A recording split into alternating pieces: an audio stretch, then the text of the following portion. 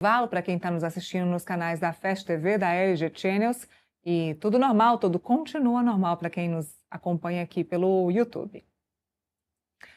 Olha, os presidentes do Supremo Tribunal Federal Edson Fachin e do Senado Davi Alcolumbre se reúnem para falar sobre o futuro anteprojeto de lei sobre remuneração da magistratura. A repórter Marília Ribeiro é quem traz as informações. Marília, com você.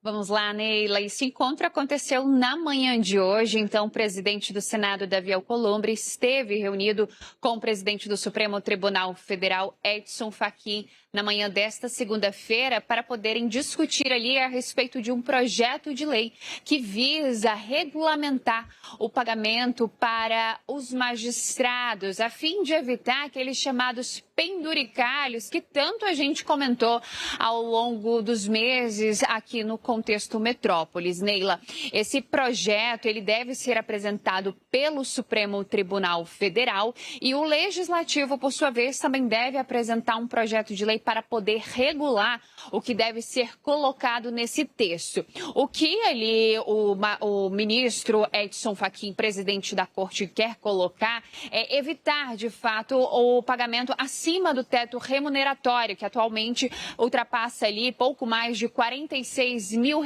por mês.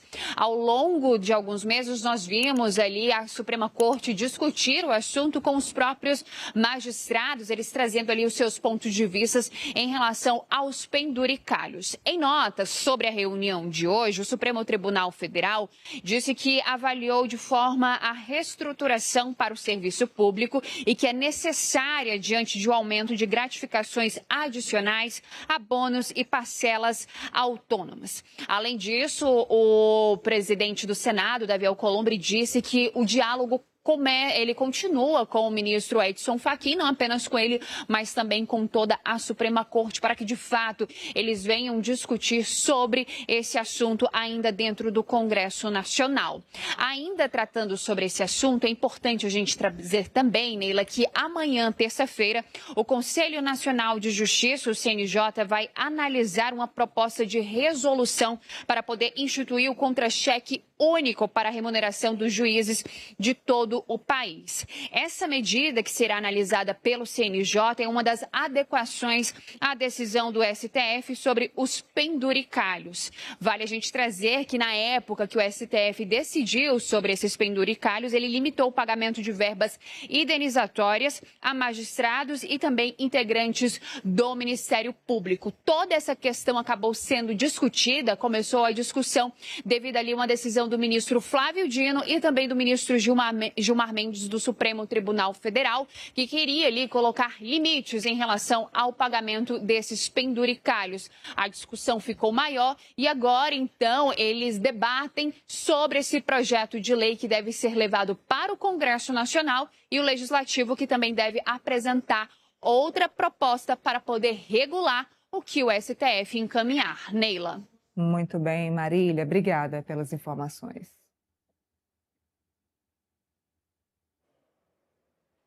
Bota o Felipe aí na tela para mim, pessoal, porque esse é um assunto mais do que batido aqui no Contexto Metrópolis e quem nos assiste sabe as nossas opiniões. E tem uma matéria no portal Metrópolis, Felipe, e um trechinho aqui me pegou. O trechinho diz o seguinte: ficou decidido pela continuidade dos diálogos institucionais com ampliação das discussões ao Poder Executivo e outras entidades interessadas. Ambos reconhecem que se trata de questão estrutural.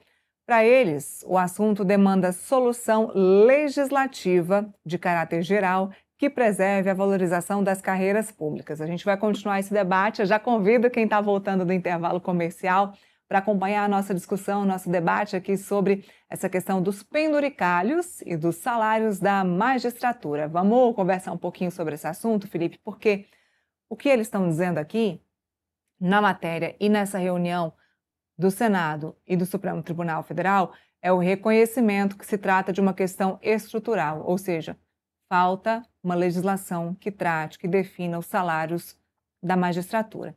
Só que me dá um pouco de desânimo quando a gente fala sobre isso, que tudo isso perpassa por uma reforma administrativa.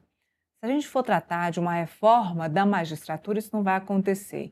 Se a gente for bater nos penduricalhos ou na mudança de salário da magistratura, o corporativismo não vai deixar. Estamos falando disso desde o começo do ano. Por várias vezes tentaram mudar aí os penduricalhos e os magistrados conseguiram mudar de alguma forma, conseguiram rearranjar, puxa dali, briga daqui. Quantos magistrados a gente viu, Felipe, sem medo nenhum de serem julgados em tribunas federais, estaduais, em conselhos, batendo, debatendo sobre essa questão dos penduricalhos, dizendo que acham um absurdo tirarem os penduricalhos, porque como é que eles vão fazer sem esses penduricalhos? Porque, poxa vida, vão ganhar muito mal. Então, não tem a menor vergonha de debaterem esse assunto. Então, se não tem vergonha de expor isso, eles vão lutar por isso e o espírito de corpo não vai deixar isso ser modificado. Para isso ser modificado, vai ter que ser transformado em lei ou vai ter que ter uma reforma administrativa muito séria nesse país. Uma reforma administrativa não acontece em ano eleitoral, não vai ser agora que isso vai acontecer. O presidente da Câmara, Hugo Mota, chegou a criar um grupo de trabalho no ano passado, se eu não me engano foi o ano passado, para começar as tratativas de uma reforma administrativa. Muito se dizia que o presidente Hugo Mota precisava de uma reforma para chamar de sua, né?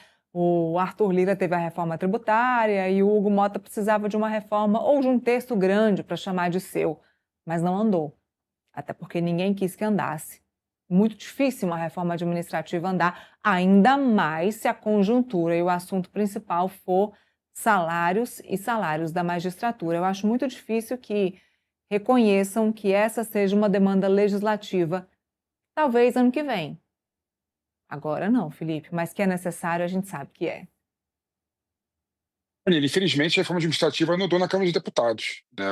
Quando o Hugo Mota foi eleito presidente da Câmara dos Deputados, ele colocou claramente no seu discurso de abertura de que a reforma administrativa seria prioridade do mandato dele à frente da Câmara dos Deputados. E a reforma administrativa não andou. É importante que a gente saiba exatamente, né, qual que é a dimensão da força de trabalho no poder público no Brasil. A gente não tem isso. A gente não sabe quantos servidores públicos nós temos, quanto que a gente precisa, né, o número de servidores públicos que a gente precisa. A gente não tem carreira de Estado bem delimitada, né, tirando o cargo de gestor público, né, que foi criado numa reforma administrativa lá atrás, na época do Fernando Henrique Cardoso, né, a gente não tem uma carreira que dê possibilidade, por exemplo, de você ter progressão, né, tanto horizontal quanto vertical, né? Eu poderia ter essa maleabilidade e flexibilidade, e para fazer isso, tem que se fazer por meio de uma reforma administrativa, né? Eu preciso saber o quanto de mão de obra que o Estado precisa, né? Quanto de mão de obra que o Estado precisa e qual a qualificação que o Estado precisa nas mais diferentes áreas que o Estado atua. A gente não tem isso. Isso deveria ser feito a cada período, né? Até porque isso muda de tempo em tempo, né?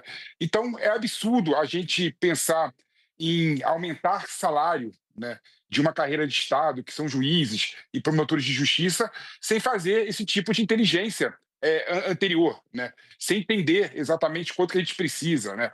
Agora, Neila, é fato que o penduricário foi um subterfúgio que foi criado exatamente para remunerar melhor, né, os magistrados e os membros do Ministério Público dos estados e da União, né? Foi uma forma que se criou de violar o teto de gasto, né, que é limitado ao valor que o ministro do Supremo Tribunal Federal ganha, né? E aí, quando você tira o penduricário, você tem que resolver o problema, né? Há diversas carreiras, né? Há diversos juízes em vários estados que podem não ganhar o suficiente, né? Eu lembro, por exemplo, aqui no estado de São Paulo, por exemplo, quando o juiz entra na carreira, né, ele não recebe o salário tão alto assim e às vezes não, normalmente ele tem que atuar nas regiões mais distantes, né, do estado de São Paulo, né? Então o custo dele aumenta também, né? Então eu não sou contra discutir isso de uma forma séria, sem populismo, porque claro, a gente pode falar assim, comparado com o salário mínimo, comparado com a média da população, os juízes ganham muito bem, né? Esse tipo de discurso, que é válido também, eu não estou desmerecendo esse discurso, né? É válido também, mas não é um discurso técnico, né? Que visa, de fato, responder um problema, né? Então, vamos fazer um estudo. Quanto que o juiz deve ganhar, comparado com a responsabilidade dele? É esse o valor? Ele ganha menos? então faz sentido aumentar o salário dele e tirar os penduricários? Essa é a discussão que a gente tem que fazer. Mas, infelizmente, a gente não discute isso. A gente não discute isso. O Fachin está se unindo com a Alcolumbre, né, sem nenhum tipo de dimensão da força de trabalho da magistratura, só para ganhar e aumentar o salário dos juízes. Essa é a verdade. Né? Então, não vai se fazer um estudo e um trabalho sério nesse sentido, Neila.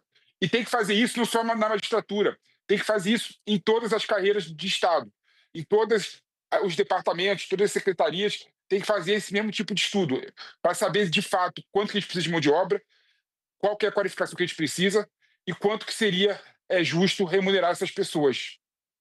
E aí, Felipe, eu quero pedir para a produção espelhar a matéria que está aqui no meu tablet, que é a matéria da Manuela, que a gente estava falando, para eu mostrar o quão incrível é o Portal Metrópolis para vocês, que a Manu está dizendo aqui, o título, né?